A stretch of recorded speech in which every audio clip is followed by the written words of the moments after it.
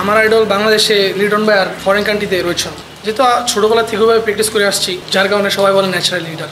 না, আমি অবশ্যই আমি এজ এ ক্রিকেট প্লেয়ার হিসেবে আমি সব ফর্মের ক্রিকেটটা খেলতে চাই। স্যার, অনেকে বলে যে আপনার ব্যাটিংটা হয়তো রোহিত শর্মার মতো, আপনি নিজে কখনো সেটা ফিল করেন? না, ওনার ব্যাটিং ওনার মতন, আমার ব্যাটিং আমার মতন। আমি যেভাবে ছোটো থেকে গ্রো আপ হয়েছি ওইভাবে আমি ব্যাটিং করার চেষ্টা করি। সবাই বলে, বাট আমি চেষ্টা করি আমার মতন ব্যাটিং করার জন্য। আপনার আইডলকে যদি আমার আইডল বাংলাদেশে লিটন ভাই আর ইন্ডিয়াতে মানে ফরেন কান্ট্রিতে রয়েছে।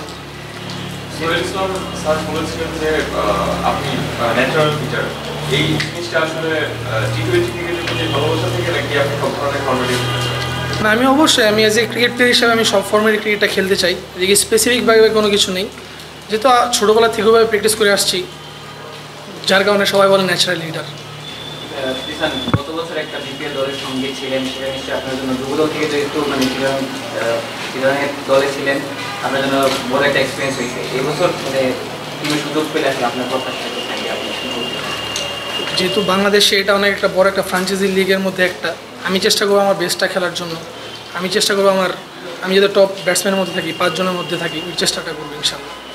স্যার, আপনি এইচপির সঙ্গে ট্যুর করে আসলেন, তারপরে এখন ন্যাশনাল টিমের ক্যাম্প করছেন, এখনও ন্যাশনাল টিমে ঢুকেন নাই, কিন্তু মানে আপনাকে ঘিরে প্রত্যাশাটা অনেক বেশি ইতিমধ্যেই তৈরি হয়ে গেছে।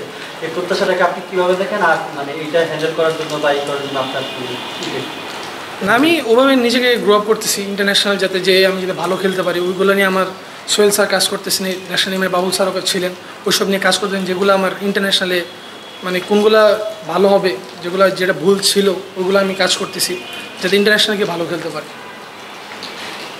অনেকে বলছিল আপনাদের ইন্ডিয়া সিরিজের যে দলে থাকবেন, আপনি কি ওয়েট করতে প্রস্তুত? মানে আপনি নিজে মনে করেন যে আপনার জন্য সময়টা এসেছে এখন, কারো কিছুতে ওয়েট করে আপনি ন্যাশনাল টিম আসতেছেন, আপনি নিজে কি ফিল করেন? না, এটা তো আমার কাছে না, আমার হাতে আছে পারফরমেন্স করা, এটা সিলেক্টররা ভালো বুঝবেন। সিলেক্টর যদি মনে করে যে আমি ক্যাপেবল এখন, তাহলে এখন, আর যদি ক্যাপেবল মনে করেন এখন না পরে, তখন পরে। আমার হাতে আছে, আমি পারফরমেন্স করবো। আপনি নিজে কি ফিল করেন যে ন্যাশনাল টিমের জন্য আপনি রেডি, আপনি নিজে পার্সোনাল? এটা তো সিলেক্টর হাতে, এটা তো আমার হাতে না। আমার পারফরমেন্স আমার হাতে, পারফরমেন্স করবো। হয়তো বা সিলেক্টর যদি মনে করে যে না ও ক্যাপেবল, তাহলে। ন্যাশনাল টিমের ক্রিকেটাররা আপনার এই পারফরমেন্স বা অন্যান্য নিয়ে কোনো কিছু পরামর্শ দিয়েছিলেন? সবাই ভালো বলছে, এটা ক্যারি করতে বলছে। এটা শেষ না, আরও আছে সামনে, ভালো খেলা আছে, বিপিএল আছে, এনসিএল আছে, ইমার্জিং খেলতে যাব, ওদিকেও আছে, ভালো খেলতে বলছে, খুশি হতে না বলছে।